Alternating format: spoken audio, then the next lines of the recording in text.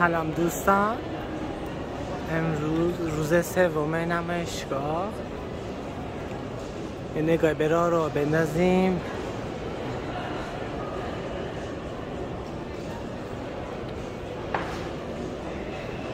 نمایشگاه استانبول 4 تا سالن هست، 4 تا سالن بزرگ.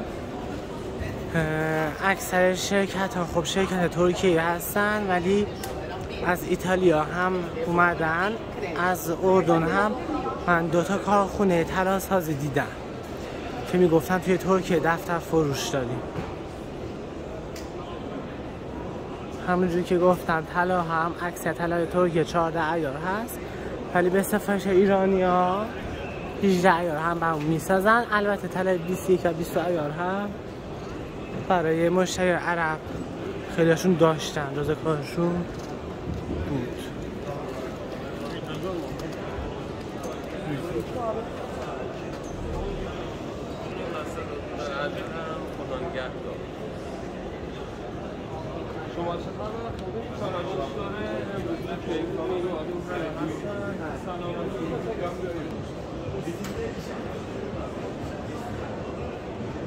اینجا فکر کنم از این پوسترات نمایشگاه ما نصر مغازه پلم بشه.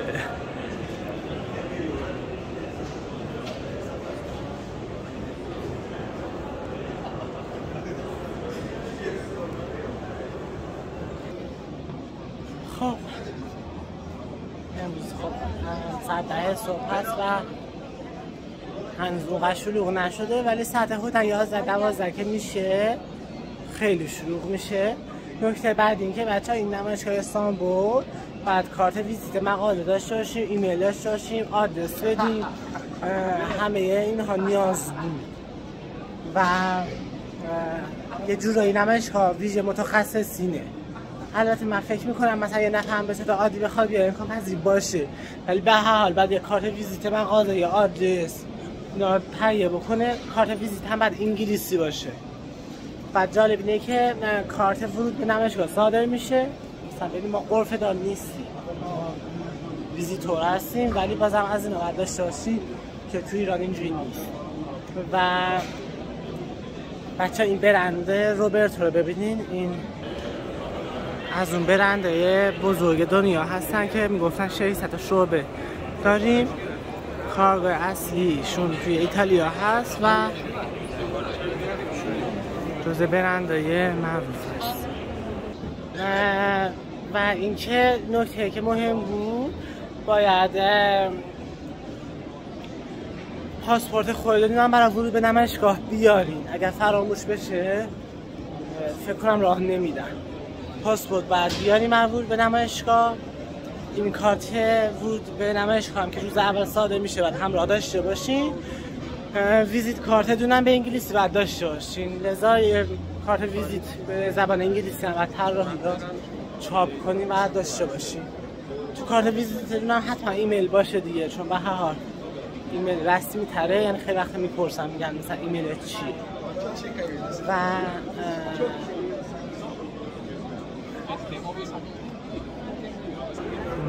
نمایشگاه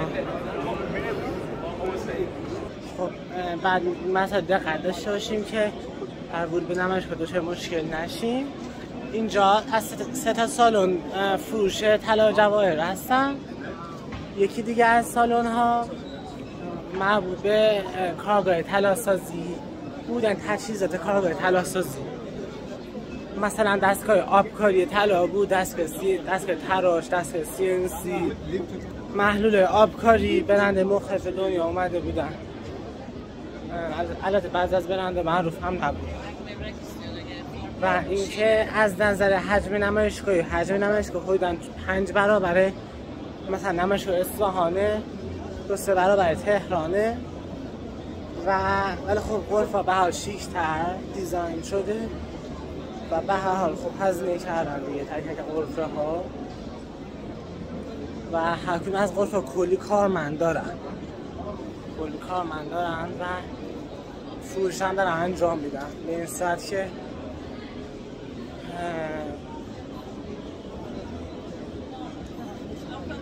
البته یه موقع طلا خواستیم بخریم در هر حال طلای رسمی ایران 18 عیار هست.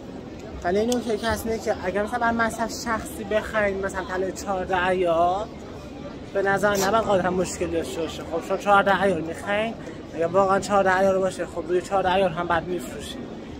البته فروش طلا تو ایران هم همه به آشناشون میفروشن دیگه. در هر حال شما میشه آشنا اون طلا رو میفروشین، بهشون هم میگین 14 عیاره، مثلا کسی بیاد پیش من از نظرم مشکل نداره. خب 14 عیاره دیگه چه اشکالی داره؟ ولی تو فضای رسمی طبق قوانین اتحادیه ایران فروش طلای زیر 18 عیار نباید باشه، ممنوع. طبق رسمی از اتحادیه مثلا فاکتور صادر شد. ولی مثلا یه نفر برای خودش داره برای مصرف شخصیش میگیره، خیلی مهم نیست نظر من. اصلا کلا کار تو ایران هم حالت غیر رسمی خیلی وقت دیگه شما از آشنادون میخواین با آشنادون هم میفروشید.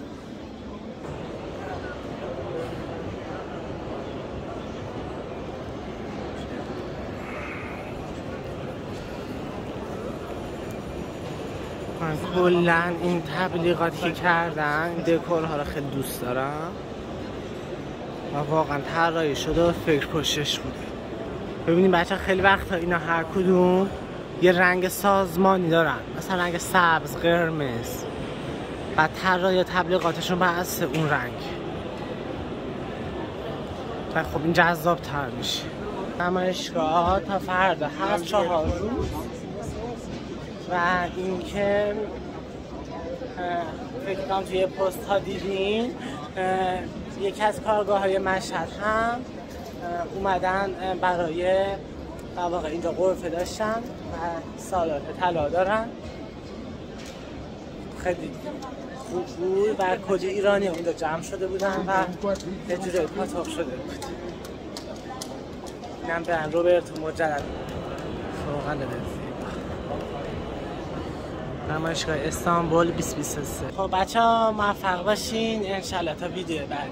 اگر دوست داشتین ویدیو ما رو به اشتراک بذارین که ما توی سوشال مدیا بیشتر دیده بشیم و انشالله از الان به بعد هم مطالب آموزشی هم بازی از نمایشگاه خواهیم داشت. موفق باشین.